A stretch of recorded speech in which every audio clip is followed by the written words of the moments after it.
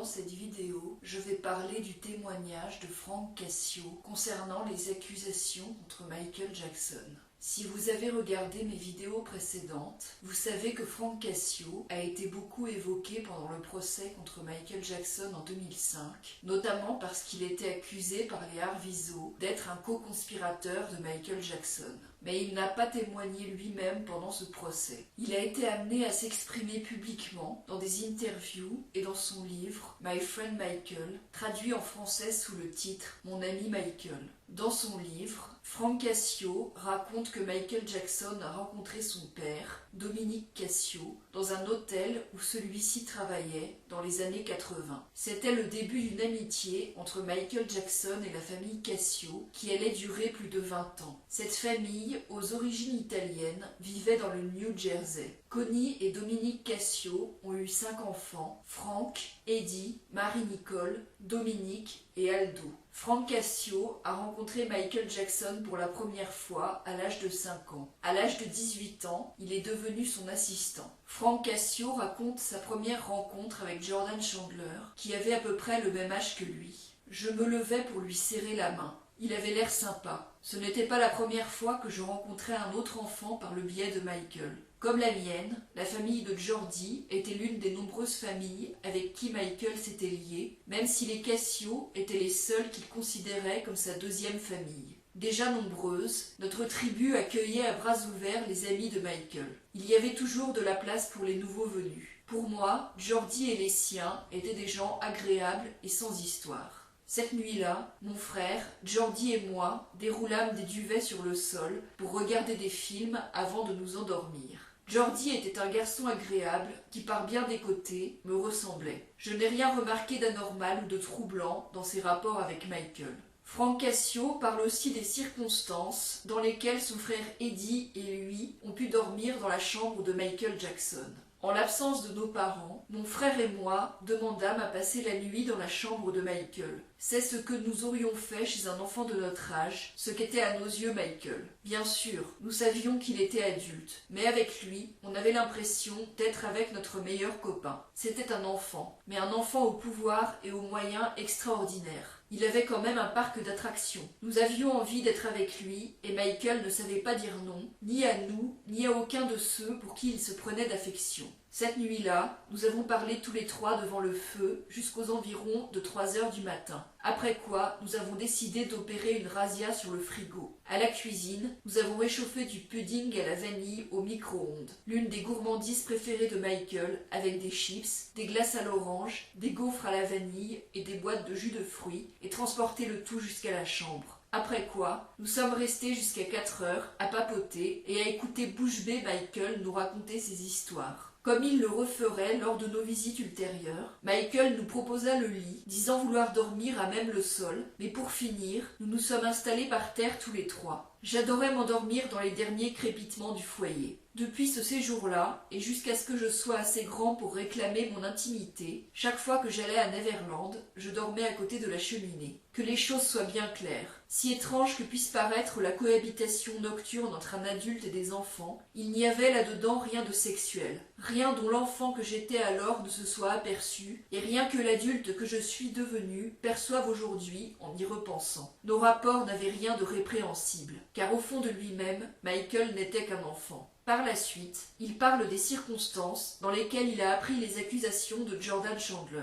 Un après-midi, alors que je tendais la tête dans la buanderie à la recherche d'une chemise, ma mère, qui s'y trouvait, commença une phrase, s'interrompit, puis finit par me demander « Tu connais quelqu'un qui s'appelle Jordi ?»« Oui, très sympa. On était ensemble à Neverland. » Elle réfléchit un instant. Je la voyais hésiter. Finalement, elle lâcha. « Figure-toi qu'il accuse Michael d'attentat à la pudeur. » Les mots étaient sortis avec peine, comme si elle les prononçait pour la première fois, ce qui était fort probablement le cas. Je voyais bien qu'elle était bouleversée, mais je ne comprenais pas le sens d'attentat à la pudeur. Quand je le lui demandai, ma mère se replongea dans son linge et, ignorant la question, me demanda dans un souffle « Est-ce que Michael a déjà eu des gestes déplacés envers toi ou des personnes de ta connaissance ?» « Qu'est-ce que tu veux dire ?» fis-je en constatant soudain qu'elle pleurait. « Je suis très inquiète pour Michael, me fit-elle. À voir l'expression de son visage, je compris que mon amie était accusée d'avoir fait du mal à Jordi. J'étais plus qu'abasourdi. L'idée même m'était inconcevable.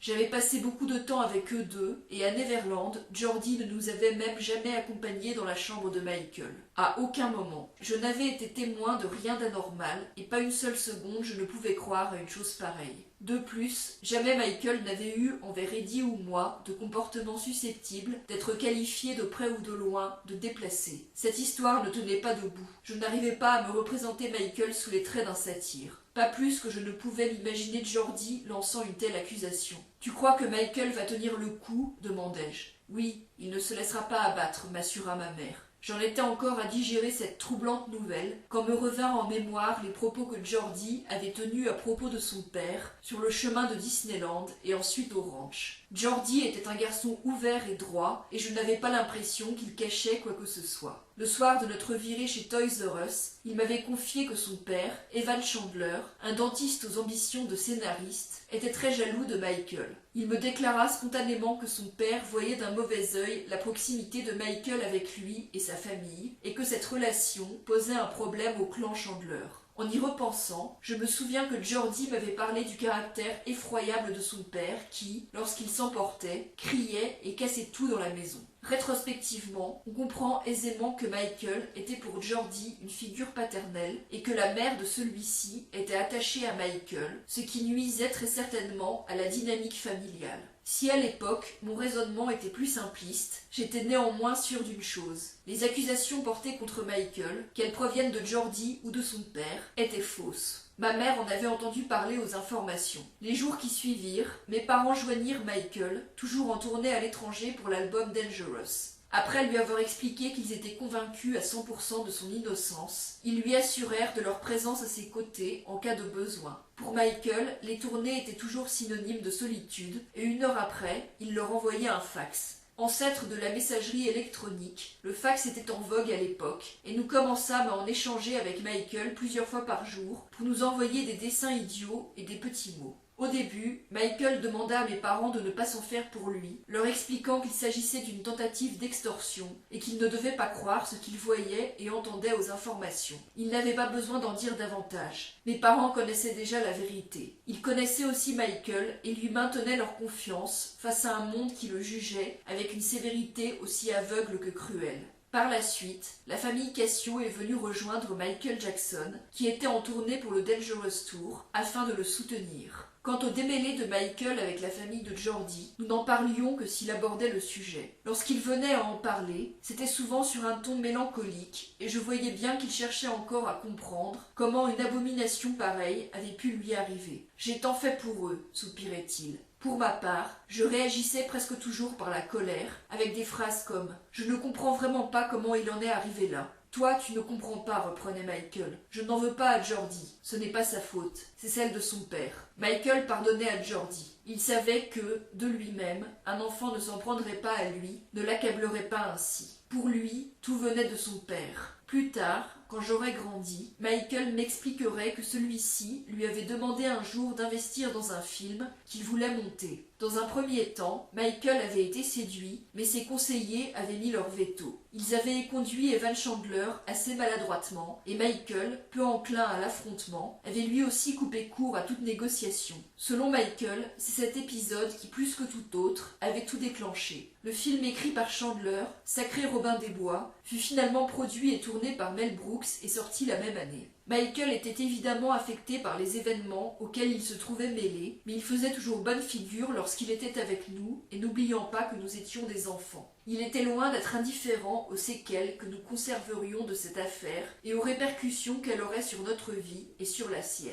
Finalement, la famille Cassio a dû retourner chez elle, mais Frank et Eddie Cassio, qui étaient alors adolescents, sont restés sur la tournée pour tenir compagnie à Michael Jackson, avec l'accord de leurs parents. Pouvait-on manquer le collège pour suivre la tournée d'une pop star? La question était d'importance, et mes parents ne la prenaient pas à la légère. Mais mon père voyait bien que Michael était seul, sans famille ni amis auprès de lui, uniquement avec le personnel de la tournée. Il faisait face à l'une des pires accusations qu'un innocent, qu'il soit mondialement célèbre ou non, peut avoir à subir. À aucun moment, les allégations formulées à l'encontre de Michael ne pesèrent dans la décision de mes parents. On peut s'interroger sur leur choix de confier deux jeunes garçons à un homme accusé d'attouchement sur mineur. Mais pour nous, l'idée que nous courions un danger était complètement absurde. Mes parents savaient Michael innocent. Ils se connaissaient depuis des années et pour eux, il faisait partie de la famille. Pour nous, Michael était le copain le plus drôle, le plus adorable et le plus joueur qu'on puisse imaginer. Avec mes parents, il se comportait en adulte, humble, sympathique et mature, en homme brillant et cultivé, dont les avis étaient intéressants et éclairés. Il passait des soirées entières à discuter avec lui, à s'enrichir à son contact. Pour eux, Michael avait une influence bénéfique sur leur fils. Mais surtout, mes parents connaissaient le vrai visage de Michael.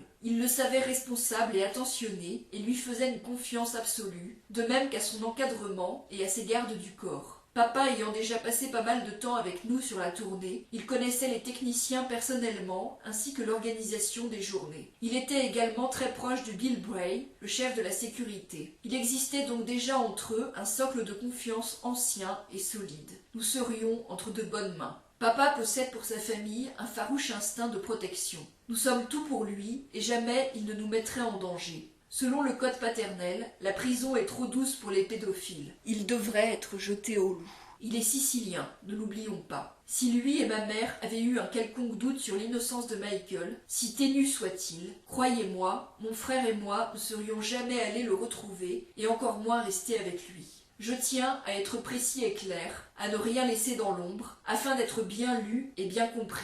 Michael avait pour les enfants un amour innocent qui a été mal interprété. Malgré tout le travail fourni pendant son enfance, malgré tout le perfectionnisme qui présidait à sa musique, Michael courait après la simplicité et l'innocence d'une jeunesse qu'il n'avait jamais vraiment connue. Il la vénérait, la chérissait, et en particulier à travers Neverland, cherchait à l'offrir aux autres. Tout cela, le grand public peinait à le comprendre, et beaucoup s'imaginaient le pire. Ce malentendu fut le grand chagrin de sa vie. Il le porta en lui jusqu'à la fin. Je tiens à dire ici que j'ai connu le vrai Michael Jackson. Je l'ai connu durant toute mon enfance. Pendant tout ce temps, il n'a jamais montré autre chose que le visage d'un ami idéal. Jamais il ne m'a fait de propositions douteuses, ni d'allusions à caractère sexuel. Mes parents étaient plus âgés et plus avisés que mon frère et moi, et leur vision était plus large, moins sélective que la nôtre. Or, ils avaient en Michael une confiance absolue. En suivant Michael Jackson en tournée, Frank et Eddie Cassio vont vivre une expérience extraordinaire que Frank décrit dans son livre. Quand nous revenions à l'hôtel, le travail scolaire nous attendait, Eddie et moi. Nous devions faire les devoirs que l'on nous envoyait et les retourner au collège. Là-bas, on devait penser que nous avions un professeur particulier, ce qui, d'une certaine façon, était vrai. Mais nous tenions son identité secrète. Il était à peu près certain qu'au collège, personne n'aurait cru Michael Jackson capable de jouer les précepteurs itinérants. Et pourtant, celui-ci prenait son rôle très à cœur.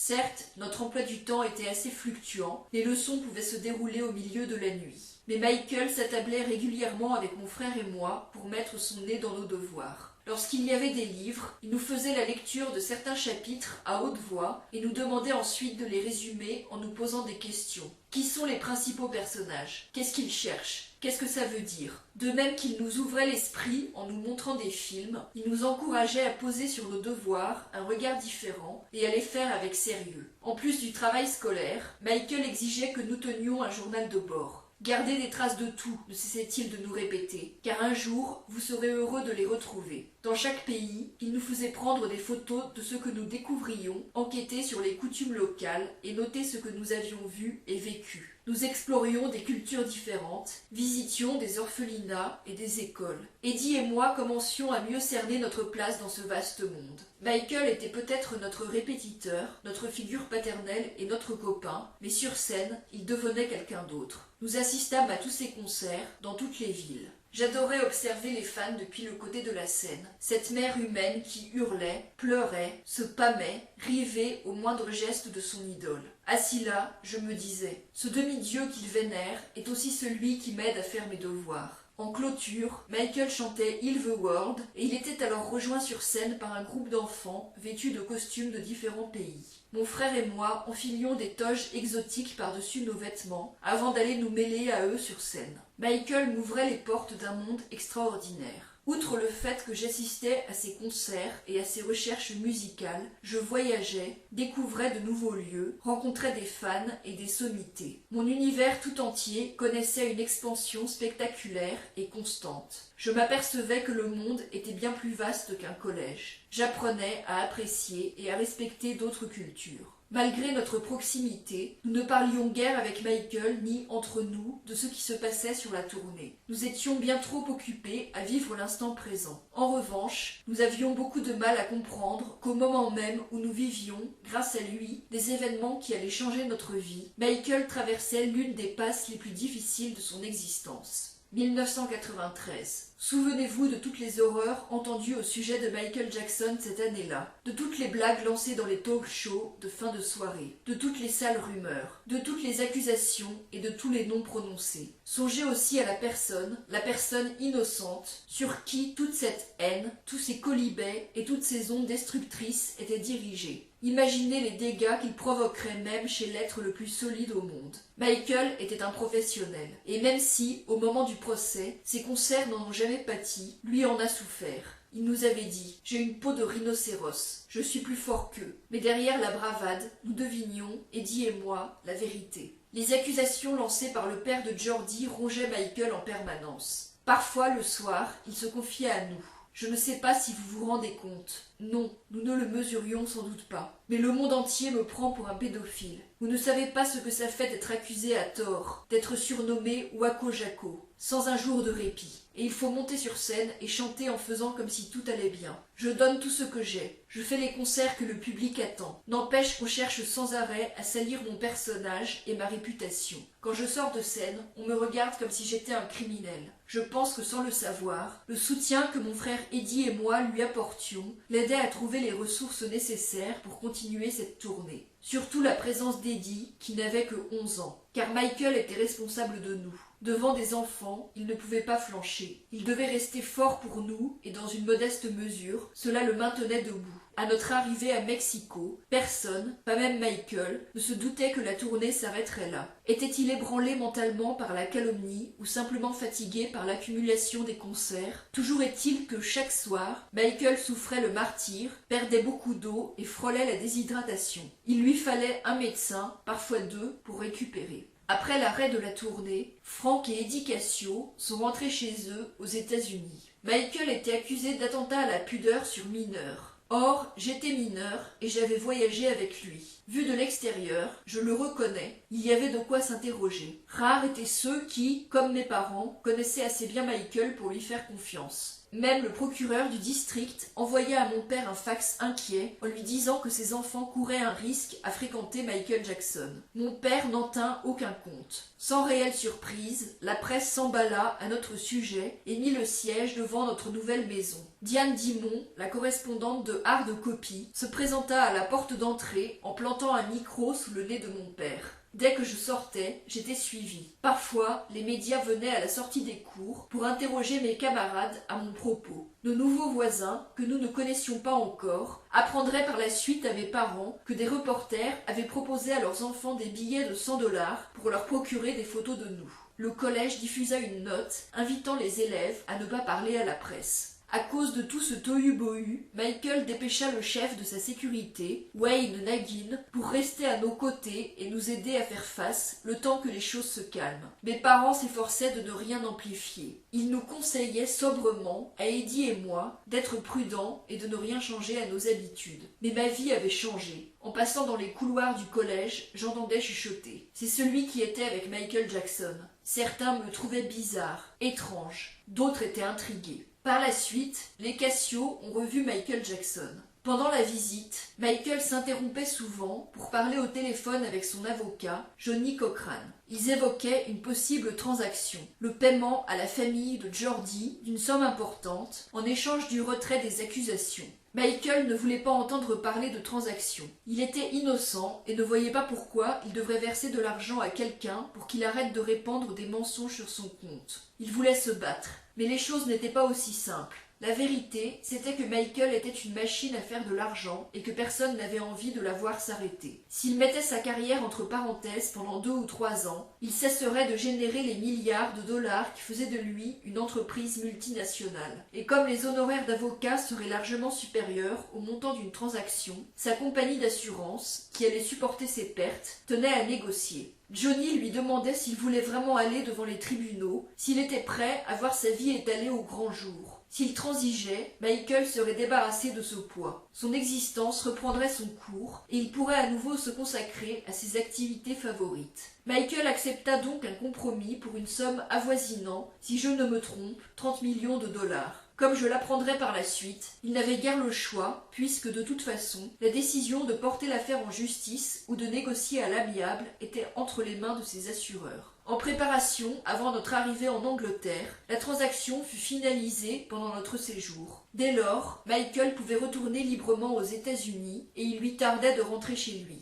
Après seulement 2 jours passés à Londres, Eddie et moi le rejoignîmes donc dans un jet privé à destination de Neverland, où nous terminerions nos vacances. Le retour à Neverland fut pénible pour Michael, car la police, en quête de preuves à charge, avait tout mis sans dessus-dessous. Les employés de maison avaient bien sûr tout remis en ordre, mais certains objets personnels, comme des livres, étaient encore absents et ne lui seraient renvoyés que progressivement. Michael avait le sentiment qu'on avait violé son intimité. Mais Neverland restait son port d'attache, l'endroit où il se sentait le plus en sécurité. Michael s'efforçait de nous épargner le fardeau de ses soucis. À certains moments, je savais que son esprit était ailleurs. Il s'excusait alors pour aller donner un coup de téléphone. Mais comme il ne voulait pas nous exposer à ses problèmes d'adulte, nous demeurâmes pour l'essentiel dans une bienheureuse ignorance. J'insiste sur bienheureuse. Le soir, comme à l'accoutumée, nous nous confectionnions tous les 3 des lits, faits de couvertures et d'oreillers, sur le sol de la chambre de Michael. Les penchants infantiles et innocents de Michael avaient beau avoir été présentés au grand public comme pathologiques et sordides à la suite des accusations et du dépôt de plainte, ces ragots n'avaient en rien modifié nos habitudes de couchage et aucun de nous ne comptait y renoncer. Nul ne songeait à s'installer près de la cheminée. C'était ma place. Ces couches de fortune, nous les appelions nos cages, et si quelqu'un s'approchait de la mienne, j'avertissais. « Hé, c'est ma cage, ne t'avise pas de me piquer ma cage. » Je mettais de la musique classique et m'endormais au son de ces airs magnifiques, dans la chaleur douillette de l'âtre.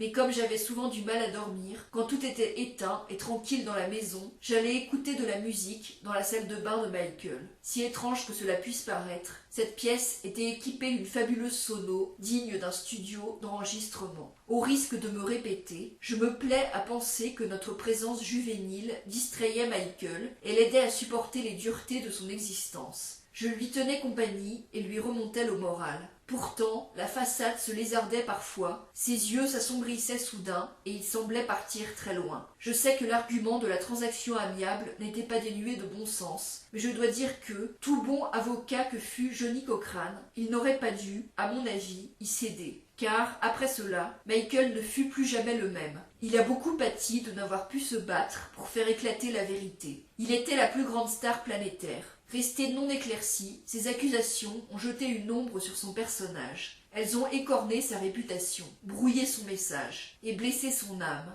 Après cela, on ne sut plus quoi penser de Michael Jackson. Mais surtout, ces allégations ont semé le doute sur son amour pour les enfants, un des fondements de son être, ce qui l'a beaucoup plus atteint que le cirque médiatique qu'elles ont déclenché. Pendant la tournée Dangerous, Michael avait tenu à visiter des orphelinats et des hôpitaux pour enfants. Dans toutes les villes où nous passions, nous apportions des jouets à ces enfants et l'on voyait que Michael les aurait bien tous adoptés. Il ne pouvait pas supporter de les voir souffrir. Durant ces visites, il lui arrivait de fondre en larmes face à leur douleur. L'innocence et la pureté de la jeunesse le touchaient et l'inspiraient. Il disait toujours que, de toutes les créatures de l'univers, les enfants étaient les plus proches de Dieu. Dès lors que la pureté et la sincérité de son amour pour les enfants furent mises en cause, Michael ne fut plus le même homme. Inévitablement, ses relations avec les enfants s'en trouvèrent à jamais modifiées. Fini l'innocente liberté avec laquelle il jouait avec eux. De plus, il comprit qu'il était devenu une cible pour ceux qui, par cruauté ou par intérêt, cherchaient à exploiter ses excentricités. Sauf en famille, il cessa de fréquenter les enfants comme il le faisait auparavant. Mieux valait ne prendre aucun risque. Plus généralement, si je devais résumer par un mot le changement dont j'ai été témoin, je dirais que Michael a alors perdu confiance. Pas seulement en lui-même, cette façon qu'il avait de faire ce qui lui chantait, avec cran et sans se poser de questions, quitte à passer pour anticonformiste ou immature, mais dans les autres aussi. Il ne croyait plus en la bienveillance foncière de ses semblables.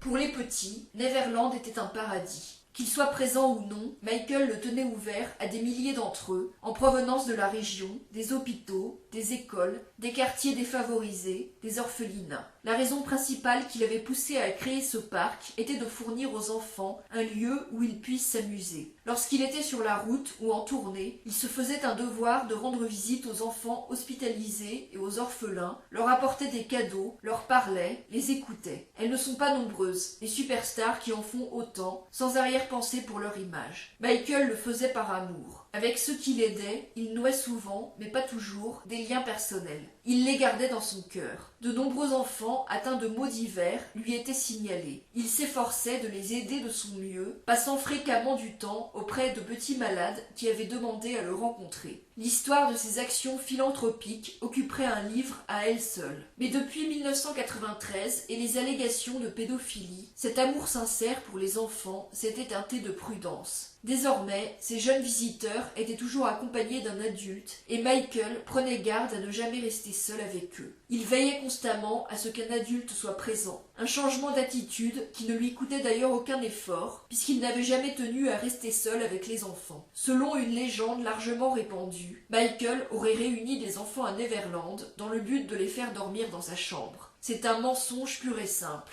Des familles venaient visiter Neverland. Parfois, si elles habitaient loin, elles y passaient la nuit. Il s'agissait d'amis proches, d'intimes, qui connaissaient Michael depuis des années. Tous résidaient dans les pavillons des invités. La suite de Michael, ainsi que la cuisine, étaient des lieux de rassemblement naturel pour les groupes. Toute la maison était chaleureuse, mais il y avait, comme partout, des endroits où l'on se retrouvait plus volontiers qu'ailleurs, et c'était ces deux-là. Le rez-de-chaussée de cette suite était occupé par un séjour, avec une grande cheminée, un piano, 2 salles de bain et des dressings. À l'étage, on trouvait une petite chambre. Tout le monde se réunissait en bas dans une atmosphère familiale. Personne, à commencer par les enfants, n'avait envie que la fête s'arrête, de sorte qu'ils restaient parfois dormir sur place, comme je l'avais fait plus jeune, dans des couvertures déroulées sur le tapis autour de la cheminée. Michael lui-même passait là 9 nuits sur 10. Il cédait toujours son lit à ses invités. Les membres de ses fan-clubs étaient parfois invités à Neverland et il arrivait que Michael noue des relations privilégiées avec certaines fans. Un jour, je conduisais Michael en ville. Dans la Bentley, j'avais quelqu'un à côté de moi et à l'arrière, Michael était en train d'embrasser une de ses fans. « Et derrière, ne vous en faites pas surtout » m'exclamai-je. « Regarde la route » me répondit Michael sur un ton badin. « Ne t'occupe pas de ça, conduis. » Peu fréquents et discrets, les flirts de Michael avec ses admiratrices passaient toutefois rarement inaperçus. Il avait un faible pour les femmes grandes et minces, du genre strict mais sexy. Une fois, à Londres, j'étais dans sa suite lorsqu'il a emmené dans sa chambre une amie qu'il connaissait depuis des années. Ils y sont restés environ 1 heure et quand il en est ressorti, il avait le pantalon déboutonné. Je l'ai gratifié d'un sourire entendu. Par la suite, Frank Cassio décrit les circonstances dans lesquelles sont nées les accusations des Arvizo en 2003, 10 ans après l'affaire Chandler. De retour à la bibliothèque, Michael évoqua incidemment 2 personnes qui, à notre insu, allaient bientôt lui porter un tort considérable. La première était un homme, Martin Bashir, qui, comme Michael me l'apprit ce jour-là, était en train de tourner un documentaire sur lui. C'était le médium Uri Geller, ami de Michael, connu pour tordre des cuillères à distance, qui lui en avait soumis l'idée en lui assurant qu'un entretien avec un journaliste estimé comme Bashir permettrait au public de mieux le comprendre, donc de changer d'avis à son sujet. Uri impressionna Michael en lui révélant que la princesse Diana avait accordé une interview à Bashir. Durant les années qui suivirent, nous fûmes nombreux à contester à divers titres la décision de Michael de se prêter à ce documentaire. À vrai dire, je ne connais pas les arguments exacts qui l'ont fait céder, mais d'après le récit qu'il m'avait fait de cette conversation, Uri et Bashir ont dû flatter son ego avec des phrases du genre « Michael, regarde tous ceux qui sont passés avant toi. Tu es le roi de la pop. Le monde entier connaît ta musique. Il faut qu'il sache qui tu es. Tu as une vie fascinante et riche, etc. » Malgré son scepticisme, ce genre de propos avait dû porter. Et puis, j'imagine aisément qu'à travers ce film, Michael ait pu espérer mettre fin aux campagnes de presse sur le thème de Wako Jako, qui, depuis si longtemps, lui empoisonnait la vie. Je le vois bien se dire aussi que, puisque son discours confession de l'université d'Oxford avait reçu un excellent accueil, il se pourrait qu'en le rééditant, il permette à un public plus large de découvrir et de comprendre sa vraie personnalité. « Es-tu vraiment sûr de ton coup ?» lui ai-je demandé, sans même tenter de cacher mon malaise. Michael me savait prudent. « Oui, Frank, je maîtrise tout. Il ne peut rien diffuser sans mon accord. » En entendant ces mots, je fus quelque peu rassuré. S'il avait laissé les coups des franches à Bachir, qui serait à ses côtés pour le prix Bambi, Michael aurait du moins un droit de regard sur le produit final. Après tout, si c'est à lui que revenait le dernier mot, comment son image pourrait-elle être faussée ? « Frank, tu sais qui tu as manqué ?» me demanda Michael, en me détournant de mes soupçons sur les visées de Bachir. « Gavin, il est passé au ranch il y a quelques jours. » Le Gavin en question était quelqu'un auquel je n'avais pas pensé depuis pas mal de temps, ce qui était peut-être aussi bien. En 2000, Gavin Arvizo, alors âgé de 10 ans, avait été déclaré atteint d'un cancer. Ayant entendu parler de son cas, Michael avait organisé pour lui une collecte de sang. Comme Gavin avait alors exprimé le vœu de rencontrer Michael, celui-ci l'avait invité à Neverland à plusieurs reprises cette année-là. À l'époque, le jeune garçon, affaibli par la chimiothérapie, marchait avec des béquilles. Michael essaya de l'aider en lui donnant des phrases de motivation à répéter chaque jour. Il l'encouragea à se battre contre la maladie, lui promit de le faire revenir si sa santé le lui permettait. En plus de ce soutien moral, Michael apporta à Gavin et à sa famille une aide financière. Gavin n'était qu'un des nombreux enfants que Michael cherchait à aider et, alors que la plupart des parents se montraient très aimables et reconnaissants envers son action, ceux de Gavin m'avaient horripilé dès le premier jour. Impossible, au début, de savoir pourquoi au juste, un sentiment diffus. Mais lors d'une de leurs premières visites, David, son père, m'avait demandé de l'argent pour acheter une voiture. Il n'était venu à Neverland que quelques fois, mais Michael avait déjà beaucoup fait pour eux et je savais qu'il ne distribuait pas les billets à la légère. « Nous n'allons pas vous donner d'argent, lui avais-je répondu. Je vais voir avec Michael s'il n'y aurait pas un véhicule à vous prêter. On en avait effectivement trouvé un camion déglingué qui ne servait plus et que Michael leur offrit. Mais ce simple échange avec David m'avait mis la puce à l'oreille. Après tout ce que Michael avait enduré avec la famille Chandler, je me méfiais toujours des profiteurs. L'année suivante, en 2001, Michael, pris par Invincible, avait gardé ses distances avec les Arvizo. Mais pendant que nous travaillions sur l'album à New York, Gavin avait fait des pieds et des mains pour joindre Michael, appelant la sécurité, insistant jusqu'à ce que Michael prenne finalement son appel. Nous avions mis le haut-parleur, et pendant toute leur conversation, on avait entendu la mère de Gavin chuchoter en arrière-plan. « Dis-lui qu'on veut le voir. Dis-lui, tu fais partie de ma famille. Notre papa nous manque. » Et Gavin de répéter comme un perroquet ce que sa mère lui soufflait. À l'époque, j'avais réitéré mes craintes au sujet des Arvizo en me montrant bien clair avec Michael. Je ne veux rien avoir à faire avec ces gens-là. Michael était d'accord avec moi, mais avait de la compassion pour Gavin et ses frères et sœurs. « Sois sympa, m'avait-il répondu en écartant ma remarque d'un revers de main. C'est bien triste. Ses parents gâchent tout,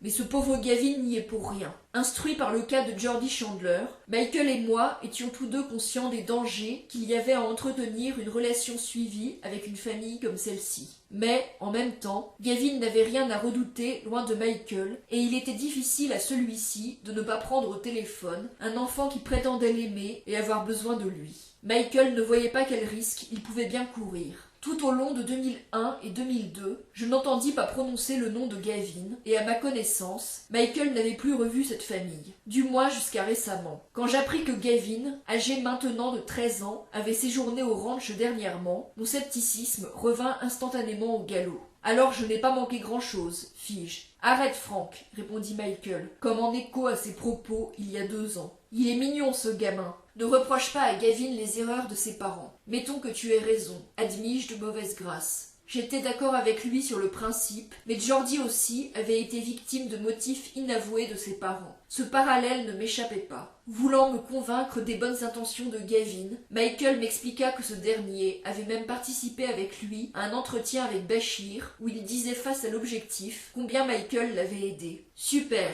approuvai-je, sincèrement ravi de cette nouvelle. « Il faut que ça se sache que tu aides des gens partout dans le monde. » Autant les Arvizo m'inspiraient globalement de la méfiance, autant je n'avais rien à redire à la présence de Gavin dans le documentaire, puisque, rappelons-le, Michael aurait à donner son feu vert sur le produit fini.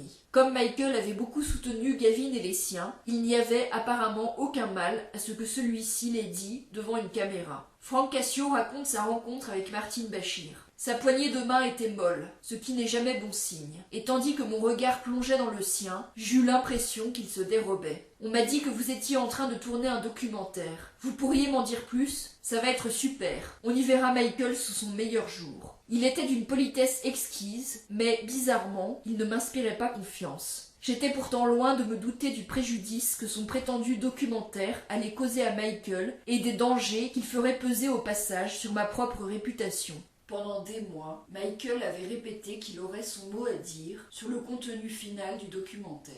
Il était donc prévu que Martin Bashir se rende à Miami pour lui faire visionner Living with Michael Jackson. Mais, le jour dit, Bashir demeura invisible, puis ne cessa de différer sa venue. Lorsque nous nous aperçûmes qu'il nous menait en bateau, il était trop tard. Nous tentâmes bien d'interdire la diffusion aux États-Unis, mais le point de non-retour avait été franchi. Aldo et Marie-Nicole, restés à Miami, regardèrent l'émission dans la suite de Michael, mais celui-ci refusa de se joindre à eux. Il n'aimait pas se voir à la télévision. Pendant que les enfants étaient devant le poste, Michael n'arrêtait pas d'entrer et sortir de la pièce en leur demandant « Vous êtes sûr de vouloir voir ça? Pourquoi est-ce que vous regardez ça ?» De mon côté, je suivis l'interview dans ma chambre d'hôtel avec le docteur Farchian, dans un mélange de consternation et de résignation. Je n'y retrouvais pas le Michael que je connaissais, c'est le moins qu'on puisse dire. Celui-là était humble, humain, c'était un musicien talentueux. Il mettait son argent et son énergie au service des enfants. Rien de tout cela n'intéressait Bashir. Avide de sensationnel, celui-ci avait privilégié les aspects superficiels du personnage, la folie dépensière et la chirurgie plastique. Le préjudice était déjà grand, mais la séquence de loin la plus dommageable de l'entretien fut le moment où Bashir aborda les relations de Michael avec les enfants. Michael avait fait intervenir Gavin Arvizo, pensant être mieux compris en présentant ses initiatives en faveur de l'enfance en difficulté, et Gavin en était un bon exemple. Dans le film, on voit Michael, tenant la main de Gavin, déclarer à la face du monde que des enfants dormaient dans son lit. Quiconque connaissait Michael aurait décelé de la franchise et de la candeur derrière cette tentative de clarification. Mais Bashir entendait la présenter sous un tout autre jour. Ce que Michael n'a pas pris la peine d'expliquer, et ce que Bashir n'a pas cherché à élucider, c'est que, avec sa salle de séjour au rez-de-chaussée et sa chambre à l'étage, l'appartement de Michael à Neverland était, comme je l'ai dit, un lieu de retrouvailles. Michael n'a pas expliqué qu'on aimait s'y réunir et que parfois on avait envie d'y rester. Il n'a pas expliqué qu'il laissait toujours son lit aux invités et dormait généralement par terre dans le séjour. Mais peut-être, plus important encore, il n'a pas expliqué que ses invités faisaient toujours partie de ses amis proches, comme nous, les enfants Cassio, et de sa famille élargie. L'une des plus grandes légendes au sujet de Michael, et ce malentendu l'a poursuivi pendant des années après le documentaire de Bashir, voulait qu'une cohorte d'enfants dorme en permanence dans sa chambre. La vérité, c'est qu'aucun enfant anonyme de passage à Neverland n'a séjourné dans la chambre de Michael. Comme mon frère Eddie et moi l'avions fait plus jeune, les parents et amis qui résidaient chez Michael le faisaient de leur plein gré. Michael ne le permettait que parce que sa famille et ses amis se plaisaient en sa compagnie. Ce que Michael déclare sur la vidéo de Bashir est vrai. Tu peux prendre mon lit si tu veux, dormir dedans. Je dormirai par terre. Il est à toi. Je donne toujours à mes invités ce qu'il y a de mieux, tu sais. Michael n'hésitait pas à dire la vérité car il n'avait rien à cacher. Il savait au fond de son cœur et de son âme que ses actes étaient sincères, ses motivations pures et sa conscience nette. Michael, en toute innocence et en toute franchise, affirme « Oui, je partage mon lit. Il n'y a pas de mal à cela. » En fait, quand il parle de partager son lit, il veut dire qu'il l'offre à qui désire y dormir. À certains moments, il a pu dormir lui aussi à l'étage, mais en général, il s'installait par terre à côté de son lit ou sur le sol du rez-de-chaussée. Même si, pour des raisons évidentes, Bashir revient sans cesse à ce lit, lorsqu'on regarde l'interview dans son entier, sans coupure, il est impossible de ne pas comprendre ce que Michael cherche à expliquer. Lorsqu'il déclare partager son lit, il veut dire qu'il partage sa vie avec les personnes qu'il considère comme sa famille. Cela étant, je sais bien que la plupart des hommes adultes ne partagent pas leur chambre avec des enfants et que ceux qui le font sont presque toujours animés de mauvaises intentions. Je n'ai pourtant connu rien de tel avec Michael. Étant l'un de ceux, avec mon frère, qui ont dormi un nombre incalculable de fois auprès de lui, je sais mieux que quiconque ce qui s'est ou non passé. Était-ce normal de dormir en compagnie d'enfants? Non. Mais on ne trouve pas non plus tout à fait normal qu'un adulte se livre à des batailles de serpentins et de bombes à eau, du moins avec l'enthousiasme que Michael y mettait. Pas plus qu'on ne trouve normal qu'un adulte fasse installer un parc d'attractions dans son jardin. Faut-il pour autant faire de lui un pédophile? Je suis absolument certain que non. Conclusion. L'intérêt de Michael pour les jeunes garçons n'avait absolument rien de sexuel. Je le dis avec la confiance indéfectible que me donne mon expérience personnelle, avec la confiance d'un jeune garçon qui a dormi dans la même pièce que Michael des centaines de fois, et avec la conviction absolue d'un homme qui a observé Michael au contact de milliers d'enfants. Durant toutes les années où je l'ai côtoyé comme enfant et comme adulte, je n'ai rien remarqué d'inquiétant. Michael était sans doute un excentrique, il n'en était pas pour autant un criminel. Le problème, c'est que ce point de vue était absent du documentaire. En entendant Michael, ceux qui ne le connaissaient pas furent troublés, non seulement parce que ses propos étaient sortis de leur contexte, mais aussi parce que Bashir, le narrateur, leur intimait l'ordre d'être troublés. À plusieurs reprises, il fait part de son grand malaise face aux déclarations de Michael. Celui-ci n'avait évidemment pas besoin des manœuvres d'un journaliste mercenaire pour faire figure d'original, mais il ne fait aucun doute que Bashir a manipulé les téléspectateurs à son profit. Les questions étaient orientées et le montage trompeur. En regardant l'émission, j'ai eu l'impression d'un bout à l'autre que Bashir cherchait à démasquer Michael par n'importe quel moyen, dans le seul but de réaliser les meilleures audiences possibles. Par chance, Michael se faisait souvent accompagner d'un vidéaste et son équipe de tournage personnel avait filmé ses entretiens avec Bashir. Ces bandes non expurgées brossent un tableau plus complet puisqu'elles nous éclairent sur la nature des questions posées par Bashir, sur leur formulation et sur les scènes choisies pour illustrer la vie de Michael, toute radieuse comme il se doit. Grâce à ce supplément de contexte, on perçoit vite l'opportunisme de Bashir, qui a opté pour le montage le plus sensationnaliste qui soit. Un constat qui s'est vérifié dans le documentaire lui-même, mais également dans la promotion que son auteur en a faite. Celui-ci a ainsi déclaré dans une interview: « L'une des choses qui m'ont le plus dérangé, c'est de voir tous ces enfants défavorisés visiter Neverland. C'est un endroit dangereux pour un enfant vulnérable. On était bien loin de ce qu'il avait confié à Michael pendant le tournage. Au sujet des enfants des quartiers difficiles en visite dans le parc, il lui avait en effet affirmé: « Je suis venu à Neverland hier et, je peux en témoigner, il s'agit ni plus ni moins d'une élévation spirituelle. » Même le New York Times reconnut que Michael avait été victime, sous couvert de compassion, de l'intérêt personnel et froid d'un intervieweur. Le pire avec la vidéo de Bashir, c'est peut-être que Michael l'a abordée avec les meilleures intentions. En se livrant de bonne grâce au jeu de l'interview, il croyait se faire aimer et accepter du public tel qu'il était. Tout comme il voulait redresser ses finances en reprenant lui-même le contrôle, peut-être a-t-il aussi cherché à gommer sa mauvaise image en s'adressant directement à son public. À travers ses entretiens, il a espéré nouer un lien avec ses fans et avec l'opinion au sens large. Il voulait jouer carte sur table et être entendu. Pour lui, ce documentaire devait être un motif de fierté, quelque chose qu'il pourrait montrer un jour à ses enfants, un pan de son héritage. Mais, pour la deuxième fois dans la vie de Michael, le public se méprit sur sa plus grande passion,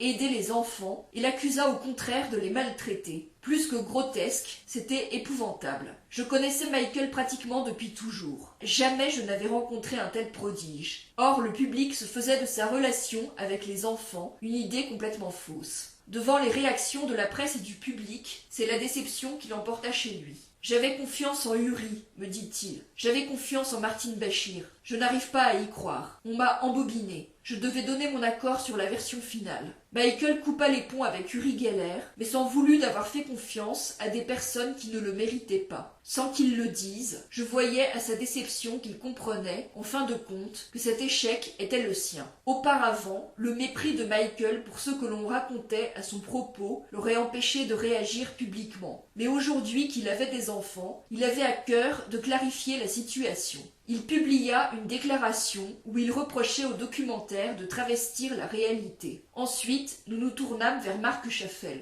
Outre qu'il était sûr de ses compétences, Michael aimait bien travailler avec Marc car il pouvait blaguer avec lui. Mark amenait de la légèreté dans toutes les opérations délicates. Nous décidâmes de contre-attaquer avec un sujet montrant le vrai Michael et dénonçant les partis pris mensongers et malveillants de Bashir. Je n'avais plus qu'une idée en tête, utiliser les images tournées par l'équipe de Michael afin de le disculper. Avec Mark, je mis immédiatement en chantier The Michael Jackson Video, The Footage You Were Never Meant to See. Tant bien que mal, nous construisîmes un film montrant d'abord le montage manipulateur de Bashir, puis la vraie version, afin que les spectateurs sachent comment les propos de Michael avaient été grossièrement détournés pour donner de lui une image négative. Vers cette époque, Marc Chaffel demanda à Debbie Rowe si elle accepterait de participer à ce reportage. Il la connaissait depuis des années. C'était d'ailleurs par l'entremise de son ancien patron, le Dr Klein, que Mark et Michael s'étaient rencontrés. Debbie n'était pas satisfaite de la façon dont la presse parlait de Michael, d'elle-même et des enfants. Certains articles, comme l'épisode du balcon, mettaient clairement en doute les aptitudes paternelles de Michael. D'autres s'en prenaient à la structure de la famille, accusant la mère des enfants d'avoir vendu sa progéniture à Michael. Et Debbie souffrait de ne pas pouvoir exposer son point de vue et témoigner des compétences parentales de Michael en raison d'une clause de confidentialité figurant dans l'acte de divorce. « Je n'aime pas le portrait que les médias font de Michael, confia-t-elle à Mark. Je ne demande pas mieux que de m'en expliquer, si Michael l'accepte. » Ils signèrent donc tous deux un accord autorisant Debbie à s'exprimer au sujet de Michael dans sa fonction de père. Sans lui dicter ses propos, ce document la laissait simplement libre de donner son avis dans le cadre d'un entretien avec Mark. Comme l'interdiction de parler des enfants et de Michael avait constitué une grosse pierre d'achoppement lors du divorce, elle voulait être sûre que Michael était sincèrement disposé à la laisser s'exprimer librement. Ce qui amena Debbie et Michael à discuter à plusieurs reprises avant l'interview. Leur conversation était amicale et je voyais bien que Michael était heureux de reprendre contact avec elle. Pendant des années, ils avaient été amis devant les médias, puis les avocats s'en étaient mêlés. Lors de son entretien, Debbie déclare « Mes enfants ne m'appellent pas maman car je ne le souhaite pas. Ce sont les enfants de Michael. Ce n'est pas qu'ils ne soient pas les miens, mais je les ai eus parce que je voulais qu'ils soient pères. Je pense qu'il y a des gens qui sont faits pour être parents, et il en fait partie. » En plein préparatif de notre contre-reportage, nous nous repliâmes de Miami à Neverland pour échapper au déchaînement médiatique post-Bashir. Le tumulte était tel que je fis appel à Ginny, qui accourut à la rescousse. Gavin Arvizo et sa famille nous rejoignirent, eux aussi, en quête d'un refuge face à une presse insatiable. Je revis les journalistes qui cernaient notre maison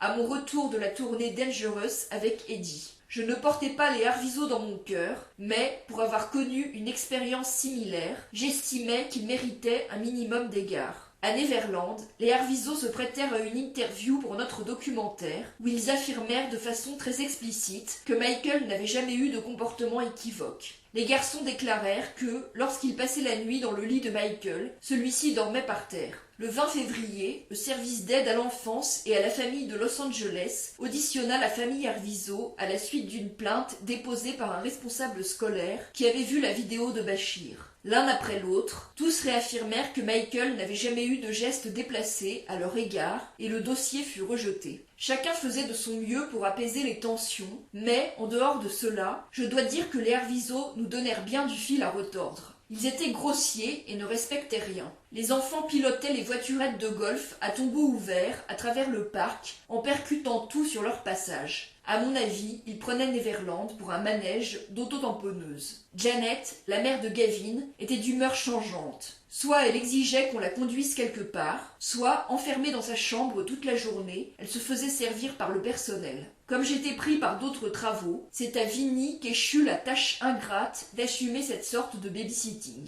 Les lubies de Janet Arvizo devinrent bientôt un sujet de préoccupation pour Vinny et moi. La première alerte retentit lorsqu'elle s'en vint trouver Vinny en accusant l'un des conseillers d'affaires de Michael de harcèlement sexuel. « Il voulait coucher avec moi, lui dit-elle. Il n'arrêtait pas de me relancer. Demandez à qui vous voulez. » Vinny vint me voir, très soucieux. L'accusation était grave et choquante et nous la prîmes très au sérieux. Or, après avoir mené notre petite enquête auprès de l'accusé et des témoins cités par Janet, il nous apparut rapidement que rien de tel ne s'était passé. Une autre fois, j'étais au restaurant avec Janet et ses 3 enfants lorsque les 2 garçons expliquèrent qu'ils voulaient faire du cinéma quand ils seraient plus grands. Travaillez bien à l'école, leur conseillai-je, et un jour, nous vous aiderons à réaliser vos rêves. Devlin, leur sœur, annonça quant à elle qu'elle voulait être dentiste. Janet se pencha alors vers elle, en lui chuchotant quelque chose à l'oreille, et tout à coup, Devlin se mit à pleurer, avant d'assurer, d'un ton assez peu convaincant. En fait, je veux être actrice aussi. Je ne me doutais pas que la fratrie Arvizo, au grand complet, aurait si vite l'occasion de mettre en pratique ses talents pour la comédie. Peu après, Vinnie se trouvait dans un centre commercial avec Janet et le trio Gavin, Star et Devlin.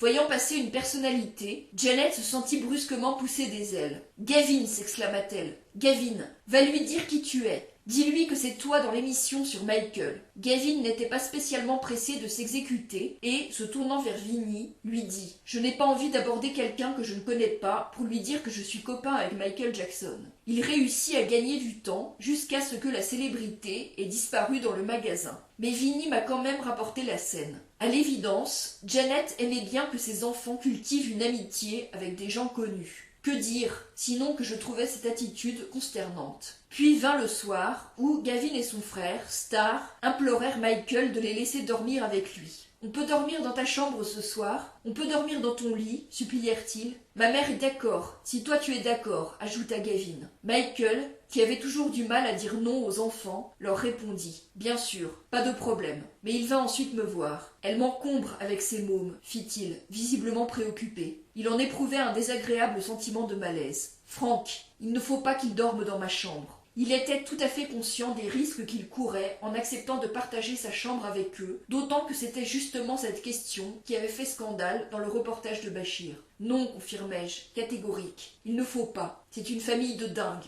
Mais comme il ne savait pas comment dire non à Gavin, Michael me laissa ce soin. J'allais donc trouver les enfants pour leur expliquer. « Michael a besoin de sommeil. Je suis désolée, mais vous ne pouvez pas rester dans sa chambre. » Gavin et Star commencèrent à me supplier, mais je restai ferme. Janet dit alors à Michael « Ils ont vraiment envie de rester avec toi. Moi, je n'y vois pas d'inconvénient. » Michael céda. Il ne voulait pas laisser tomber les enfants. Il laissait parler son cœur tout en mesurant le risque encouru. Il me dit « Frank, s'ils passent la nuit dans ma chambre, tu restes avec moi. Je n'ai pas confiance en leur mère. Elle est givrée. » J'y étais totalement hostile, mais j'acceptais. Très bien, montrons-nous responsables. Avec moi comme témoin, Michael serait prémuni contre les troubles intentions que les Arvizo pouvaient nourrir.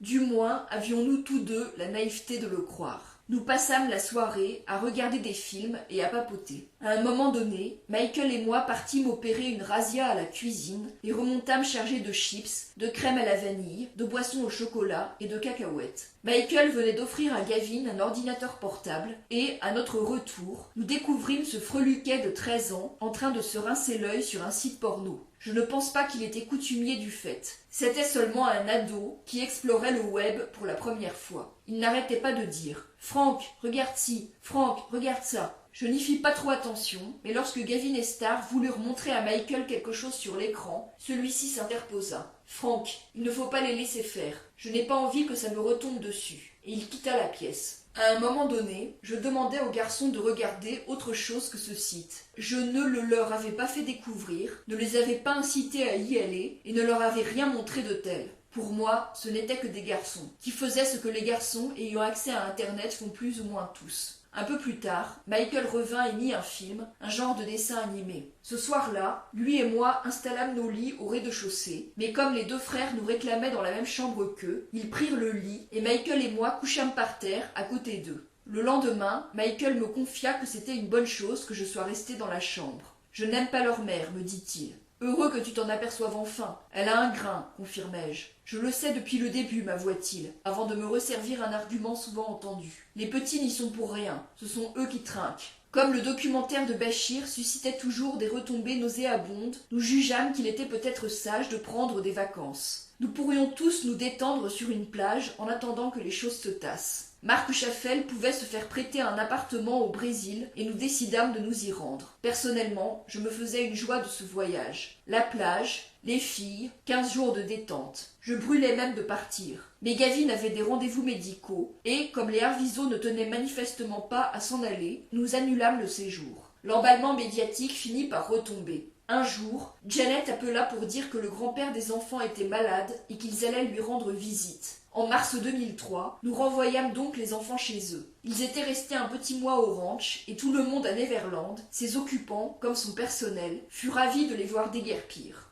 Par la suite, Frank Cassio raconte comment il a appris les accusations des Arvizo. Nous nous installâmes donc provisoirement avec Vinny chez mes parents, travaillant avec la télé allumée, lorsqu'un bandeau qui défilait en travers de l'écran attira notre attention. On pouvait y lire que la police était en train de perquisitionner le ranch de Michael. Une vue aérienne de Neverland apparut. Le bandeau nous apprit que Michael était accusé de s'être livré à des actes indécents et obscènes sur un mineur de moins de 14 ans. Avec Vinny, nous nous regardâmes horrifiés avant de revenir à l'écran. La tuile. Qui a fait ça ? Demanda Vinny. Qui a accusé Michael ? La dépêche ne donnait pas le nom de l'accusateur. Mais était-ce nécessaire ? Je savais que le coup venait des Arvizo. J'appelai mes parents et nous essayâmes de joindre Michael, mais en vain. Tous nos téléphones sonnaient, tantôt des amis inquiets qui se demandaient ce qui se passait, tantôt des collègues qui nous en apprenaient plus. Quelqu'un confirma que l'accusation venait des Arvizo. Évidemment. De qui d'autre ? Nous étions déjà passés par là. J'étais jeune à l'époque, mais pendant de longues années, j'avais vu le cœur de Michael ravagé et son image dévastée. Et voilà qu'une nouvelle fois, il était la proie du mensonge. Nous nous étions toujours méfiés des Arvizo, et le pire se produisait. Pourquoi Michael n'avait-il pas rompu avec eux dès 2000 ? Pourquoi les avoir fait revenir pour le documentaire de Bachir ? Pourquoi les avoir accueillis pour les protéger de ces retombées ? J'en voulais à la mère de Gavin, bien sûr, mais aussi à Michael, assez idiot pour l'avoir laissé manipuler ses enfants sans intervenir, et à moi-même de ne pas avoir agi avec assez de fermeté. Nous avions quand même de bonnes raisons de douter dès le départ des intentions de Janet. Or, nous l'avons regardé monter son stratagème, sans rien faire.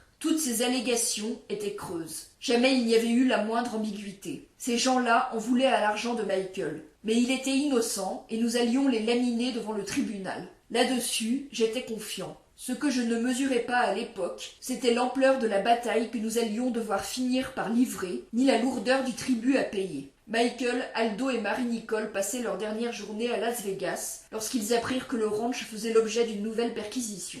Ils voulurent aussitôt regagner leur hôtel, mais devant l'imminence d'un siège médiatique, s'en virent refuser l'accès. Ils s'adressèrent à un autre établissement et furent là aussi refoulés. Les uns après les autres, les hôtels, craignant un déferlement des médias, leur fermaient leurs portes. Leur trio tournait en rond dans la ville, sans refuge, et l'agitation gagnait Michael. Finalement, Evie réussit à leur trouver une chambre. Un matin de janvier, je descendis prendre un café et acheter des cigarettes au café du coin. J'avais les cheveux longs à l'époque et je portais mes traditionnelles lunettes de soleil et un sweatshirt à capuche. Sur la télé allumée, dans le café, passait l'émission Celebrity Justice. Pendant que j'attendais pour régler la note, une photo de moi apparut à l'écran. J'entendis avec horreur le commentateur me présenter comme un truand du New Jersey qui avait tenté d'enlever la famille de Gavin Arvizo pour la prendre en otage à Neverland. Il prétendit même que j'avais essayé de les emmener au Brésil dans l'intention peut-être de les faire disparaître. Il y avait là matière à un beau film. À l'époque où j'avais reçu de Michael le conseil de suivre les traces de Jonathan Livingstone le goéland, de mener une vie hors des normes, je ne pensais pas être un jour la cible de telles accusations.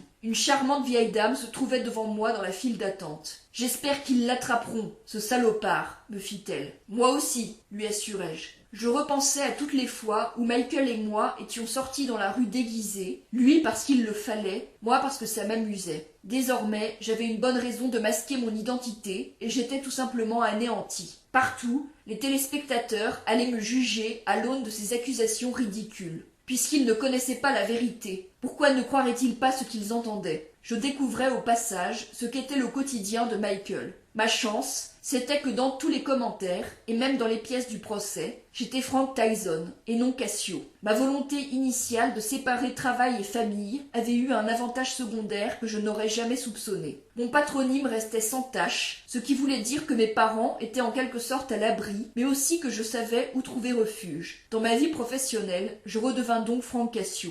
Cela faisait un certain temps que je n'avais pas été moi-même. Je n'étais accusé d'aucun crime, mais nous savions par les fuites venant de Celebrity Justice et par d'autres sources d'informations que, d'une certaine façon, j'étais associé à cette affaire. Fin janvier 2004, lorsque Michael se vit notifier sa mise en examen, Vinny et moi fûmes désignés comme complices non inculpés. Comme Joe nous l'expliqua, cela signifiait que nous n'étions accusés de rien et que le procureur n'avait pas de preuves contre nous. Nous étions hors de cause, pour l'instant. Mais si Michael était reconnu coupable, nous serions sans doute mis en examen. Mon sort, comme souvent, était lié au sien. Peu après la notification de Michael, je pris de ses nouvelles. Il était revenu à Neverland avec les enfants. Je lui demandai de les embrasser pour moi quand Prince s'empara du téléphone. « Frank, me dit-il, papa, il est tout triste. Tu vas venir ici? Ça va bien se passer pour papa ?» Je sentis mon cœur se briser. Frank Cassio raconte avoir rencontré le journaliste Roger Friedman car il trouvait ses articles sur les accusations mal informés. Agacé par ce que je lisais sous sa plume, je me dis que, quitte à ce qu'on écrive des choses sur moi, autant qu'elles soient exactes. Je résolus donc de tirer les choses au clair. Vinny et moi rencontrâmes donc Roger dans un café à l'angle de la 76e rue et de Broadway. Vinny posa une grosse mallette métallique sur la table et la déverrouilla. Il l'ouvrit et Roger se pencha pour mieux voir. À l'intérieur, il découvrit une pile de reçus. Nous lui expliquâmes qu'ils correspondaient à tous les frais engagés pour les Arvizo lors de leur séjour à Neverland. Hôtel, cinéma, restaurant et spa. La presse nous avait accusés de séquestration, mais comme le comprit bientôt Roger, ces dépenses démontraient qu'il n'y avait eu ni ravisseur, ni malheureuse victime. Janet Arvizo avait été dorlotée et divertie jusqu'à ce que la campagne de presse déclenchée par le documentaire de Bachir retombe. Après cette entrevue, il me sembla que les chroniques de Roger changèrent de ton. Je n'étais pas aussi démunie que je l'avais pensé. Je pouvais soutenir Michael sans même lui parler. Au printemps suivant, avant la mise en accusation formelle, Joe s'entretint avec Tom Snedden, le procureur du comté de Santa Barbara. « Écoutez, lui dit celui-ci, Frank est sur un navire en perdition. Il peut attraper notre canot de sauvetage ou couler avec le bateau. Il m'offrait l'immunité si je déposais dans son bureau contre Michael. Je sais que certains habitués d'émissions, comme Law and Order, tiennent les procureurs pour des gens bien, et en l'occurrence, celui-là faisait fausse route. Même si j'étais totalement sincère, il chercherait par tous les moyens à retourner mes déclarations contre Michael. Joe m'expliqua que le coup était classique. L'attentat à la pudeur était censé s'être produit entre le 20 février et le 12 mars 2003, période où tous les intéressés séjournaient à Neverland après la diffusion du documentaire de Bachir. Même si je n'avais pas connu Michael comme je le connaissais, il me paraissait absurde qu'il ait pu choisir justement ce moment-là pour s'en prendre à un enfant. Ne venait-il pas de se faire clouer au pilori dans la presse pour avoir tenu la main de Gavin devant l'objectif de Bachir ? Pourquoi aurait-il choisi précisément cette période de vulnérabilité et de visibilité extrême pour se livrer à un acte ignoble ? Cela ne tenait tout simplement pas debout. En outre, il était plus qu'évident que, depuis le début, les Arvizo étaient animés d'intentions douteuses. À l'époque de leur visite régulière à Neverland, ils s'étaient constamment exprimés en faveur de Michael, que ce soit dans des interviews réalisées pour notre contre-reportage ou, mieux encore, lors des entretiens officiels avec le service d'aide à l'enfance et à la famille. Comme il existait des traces multiples de ces déclarations, le procureur dut prouver que, chaque fois que les Arvizo étaient apparus pour soutenir Michael, il l'avait fait sous la contrainte. Le dossier d'accusation était, jusque dans ses moindres détails, une version faussée de la vérité. Je fus accusé d'avoir montré des scènes pornographiques à Gavin et à son frère le soir où les deux garçons avaient imploré Michael de dormir dans sa chambre. La vérité était évidemment tout autre. Les garçons avaient trouvé ce site eux-mêmes et Michael était sorti de la pièce pour bien montrer qu'il ne voulait pas être mêlé à cela. L'accusation prétendit que Michael donnait aux garçons du jus de Jésus, autrement dit du vin, camouflé dans des canettes de soda, alors qu'en fait il utilisait ces canettes lorsqu'il consommait lui-même de l'alcool pour éviter de donner le mauvais exemple aux enfants. En tout cas, jamais il ne leur en a proposé. La liste des mensonges ne cessait de s'allonger, comme si nous n'avions pas été assez scandalisés et irrités jusque-là par le traitement de Michael dans la presse. Il nous fallait maintenant subir les contre-vérités et les inexactitudes débitées devant ce tribunal, tout en sachant que nous aurions bientôt à les contester une à une. La mascarade était totale. Le procureur, ayant prononcé son réquisitoire, vint le moment pour le camp de Michael de plaider sa cause. Par bonheur, à peine Tom Mesereau eut-il entamé sa plaidoirie que le château de cartes des Arvizo s'effondra. Car, dans ce jeu opposant la parole de l'une à celle de l'autre, celle de Janet Arvizo à celle de Michael, il ne lui fallut pas bien longtemps pour discréditer la famille Arvizo tout entière. Il apparut que Janet avait depuis longtemps la peu reluisante habitude d'utiliser ses enfants et le cancer de Gavin pour amadouer des personnages connus, notamment Jay Leno, Chris Tucker et George Lopez, et tenter de leur soutirer tout ce qu'elle pouvait. Plus grotesque encore, elle avait prétendu à 2 reprises avoir été victime d'abus sexuels et de séquestration, une fois de la part de son ex-mari, une autre de la part de Vigile du grand magasin J.C. Penney. Tandis que s'égrenait le catalogue de ses antécédents, tous plus sordides les uns que les autres, je me surpris à repenser à mes premiers échanges avec elle et à me demander pourquoi, ayant su d'entrée qu'il ne présageait rien de bon, je n'avais pas suivi mon idée et pris rapidement des mesures radicales. Pourquoi je n'avais pas été plus énergique dans mes propos quand Michael s'acharnait à prendre la défense de cette famille? Et comment nous avions pu laisser cette femme s'incruster dans notre vie? À mon avis, le summum fut atteint lorsque Janet se déclara certaine que les associés de Michael, dont moi, projetaient de faire disparaître sa famille. « Et quelqu'un vous a parlé d'une montgolfière, c'est ça ?» demanda Mesereau. « C'était une piste, » confirma Janet. La salle éclata de rire. Les choses se présentaient mal pour elle. Les garçons,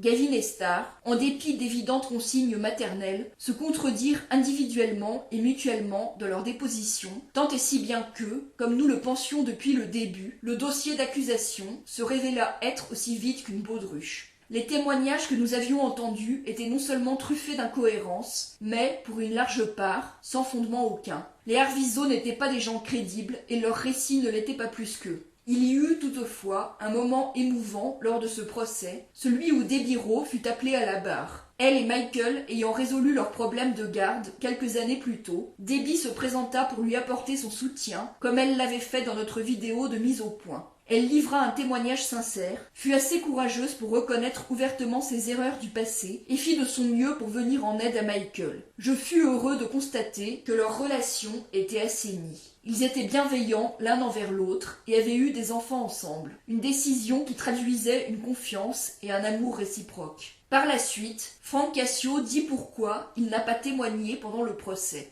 Durant le procès, j'avais donné une interview pour un numéro spécial de 20 sur 20 présenté par Catherine Crier et fait une apparition à Good Morning America. Durant l'interview, j'avais soutenu Michael et discrédité la famille Arvizo. J'étais l'un des rares à me manifester pour défendre Michael publiquement et je le faisais à mes risques et périls. Si le verdict ne lui était pas favorable, c'est moi qui supporterais les conséquences de mes déclarations. Mais, connaissant la vérité, j'estimais qu'elle devait être dite. Impossible pour moi de rester les bras croisés. J'étais au contraire pressé de témoigner. Si quelqu'un savait ce qui s'était passé lors des visites des Arvizo au ranch, c'était bien moi et je voulais que justice soit faite. Je n'ai jamais été cité par l'accusation. Et pour cause, j'aurais témoigné à décharge. Il avait été prévu initialement que je serais l'un des derniers à être appelé à la barre par la défense vers la fin des dépositions. Mais alors que le jour dit approchait, Joe Tacopina m'a appelé pour m'apprendre que Tom Mesereau et lui ne jugeaient plus mon témoignage nécessaire au dossier. Tom estime être arrivé exactement là où il voulait, m'expliqua-t-il. Il ne pense donc pas avoir besoin de toi. Tom renonçait à me faire intervenir, appuyé dans mes 20 ans de présence auprès de Michael. De plus, ajouta Joe, le doute raisonnable qu'il fallait créer pour l'emporter était déjà établi. Le verdict fut rendu le 13 juin 2005.